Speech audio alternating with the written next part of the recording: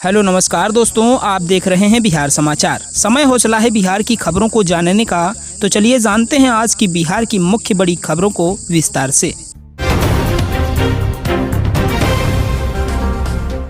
बिहार में 7वें चरण में 50.56% मतदान, पाटलिपुत्र में सर्वाधिक तो पटना साहिब में सबसे कम वोटिंग। जब बिहार में लोकसभा चुनाव के अंतिम एवं 7वें चरण की 8 सीटों पर सख्त सुरक्षा इंतजाम के बीच जारी मतदान अब संपन्न हो चुके हैं। इस चरण में कुल मिलाकर 50.56 मतदाताओं ने अपने अपने मताधिकार का प्रयोग किया। पिछले वर्ष की तुलना में 0.68% कम मतदान हुआ। वहीं अलग अलग सीटों की बात करें तो नालंदा में 46.50%, पटना साहिब में 45%, पाटलिपुत्र में 56.91%, आरा में 48.50%, सासाराम में 51%, काराकाट में 53.44% और जहानाबाद में 51.20% मतदान हुआ। मुख्यमंत्री नीतीश कुमार ने पटना साहिब लोकसभा सीट के मंजू देवी उच्च विद्यालय बख्तियारपुर के बूथ पर वोट डाला। पाटलिपुत्र के वेटरनरी कॉलेज के बूथ संख्या 171 पर आरजेडी सुप्रीमो लालू यादव, राबड़ी देवी और रोहिणी आचार्य ने वोट डाला है। इस दौरान राबड़ी ने कहा कि इंडिया गठबंधन 400 पार पहुंच रहा है। वहीं रोहिणी आचार्य ने पहली बार पाटलिपुत्र में वोट डाला और कहा कि उनका वोट मणिपुर के महिलाओं के लिए है। मतदाताओं में काफी उत्साह देखा जा रहा है। वहीं लालू यादव के दोनों बेटे तेज प्रताप और तेजस्वी यादव ने वेटरनरी कॉलेज स्थित बूथ पर वोट डाला। तेजस्वी कमर दर्द के चलते व्हील चेयर पर वोट डालने पहुंचे थे। बीते कई दिनों से वो कमर दर्द से पीड़ित हैं।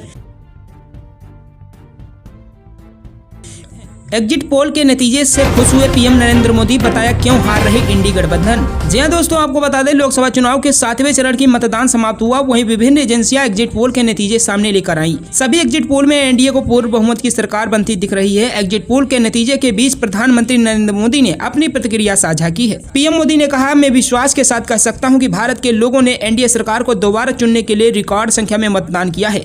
उन्होंने हमारा ट्रैक रिकॉर्ड देखा है और जिस तरह से हमारे काम ने गरीबों, हाशिए पर मौजूद और वंचितों के जीवन में गुणात्मक बदलाव लाया है। साथ ही उन्होंने देखा है कि कैसे भारत में सुधारों ने भारत को 5वीं सबसे बड़ी वैश्विक अर्थव्यवस्था बनाने के लिए प्रेरित किया है। हमारी हर योजना बिना किसी पूर्वाग्रह या लीक के इच्छित लाभार्थियों तक पहुंची है।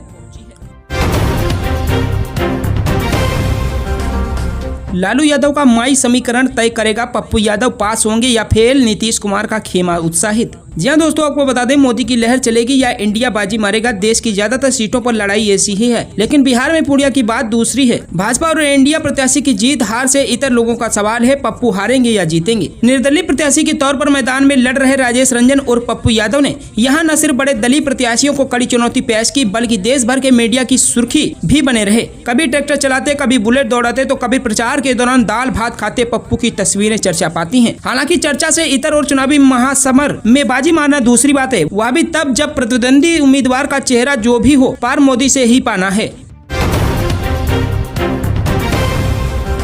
जहानाबाद लोकसभा में मतदाताओं ने किया वोट बहिष्कार, कहा दबंगई से परेशान है, नहीं करेंगे मतदान। जहां एक तरफ प्रशासन मतदाता जागरूकता अभियान चलाकर लोगों से लोकसभा चुनाव में अधिक संख्या में वोट करने की अपील कर रहा है, वहीं दूसरी तरफ जहानाबाद लोकसभा क्षेत्र के अंतर्गत पड़ने वाले गया जिले अथरी विधानसभा क्षेत्र के मोकमचक गाँव के ग्रामीण इस चुनाव का बहिष्कार कर मतदान न करने के लिए अड़े हैं। मामला ग्रामीणों के रास्ते से आवागमन से जुड़ा है। आपको बता दें कि गाँव के सरकारी रास्ते पर गाँव के ही दबंग ने कब्जा कर सड़क को अतिक्रमण कर आवागमन बंद कर दिया है, जिसके चलते अब गांव के ग्रामीणों को दूसरे रास्ते से निकलकर जाना पड़ रहा है। लेकिन इस बीच 671 वोटिंग वाले गांव के लोग अधिक परेशान हैं। उन्हें गांव से बाहर निकालने के लिए दूसरे रास्ते से आना जाना पड़ रहा है। मामले में सभी ग्रामीण जिला प्रशासन और नेताओं को भी अवगत करा चुके हैं, पर कोई सुनवाई नहीं हुई, जिसके बाद अब ग्रामीण लोकसभा चुनाव में वोट न कर चुनाव का बहिष्कार करने की बात कही है।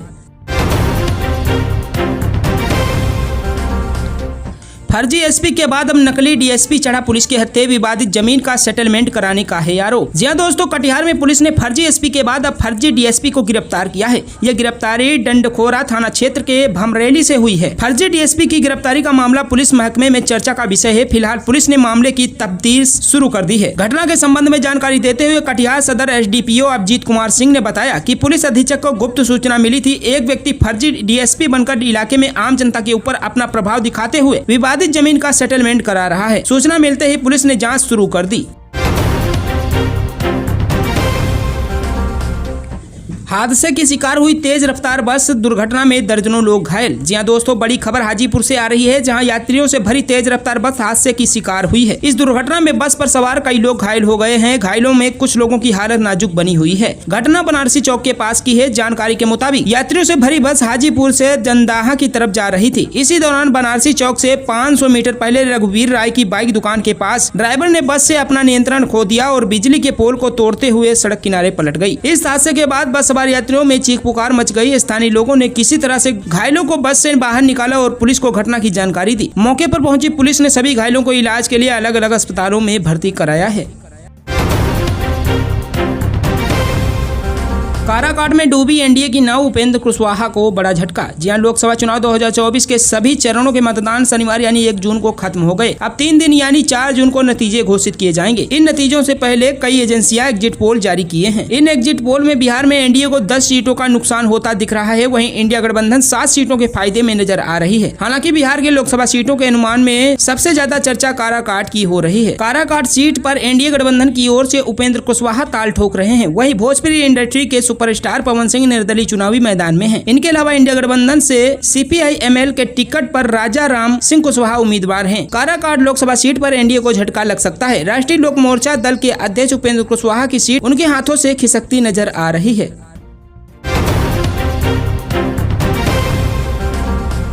बिहार में वोट देने गए 3 लोगों की भीषण गर्मी से मौत, एक मतदान कर्मी की भी गई जान। जी हां, बिहार में भीषण गर्मी का सिलसिला लगातार चौथे दिन भी जारी रहा। लोकसभा चुनाव के 7वें यानी अंतिम चरण की वोटिंग के दौरान शनिवार को गर्मी ने काफी परेशान किया। मतदान के दौरान एक मतदान कर्मी की मौत हो गई, जबकि 35 बीमार पड़ गए। इनमें पुलिसकर्मी और मतदान कर्मी दोनों शामिल हैं। रोहतास जिले में वोट देने गए 3 लोगों की हीट वेव की चपेट में आने से मौत हो गई। इससे पहले बीते 3 दिनों में भीषण गर्मी और लू की वजह से बिहार में 100 से अधिक लोगों की मौत हो चुकी है, जिनमें कई चुनाव ड्यूटी में तैनात कर्मचारी भी शामिल हैं। जानकारी के मुताबिक रोहतास में लोकसभा चुनाव कराने गए अभयपुर मसूद निवासी होमगार्ड जवान सुभाष प्रसाद सिंह की मौत हो गई। मसूदन निवासी होमगार्ड जवान मुंगेर में सेवारत थे, जहां से उन्हें चुनाव ड्यूटी में रोहतास के करगाहर थाना भेजा गया। वहीं जिले में मतदान केंद्र से लेकर चौक चौराहों पर तैनात 19 पुलिसकर्मी बीमार पड़ गए। उन्हें विभिन्न अस्पतालों में इलाज के लिए भर्ती कराया गया।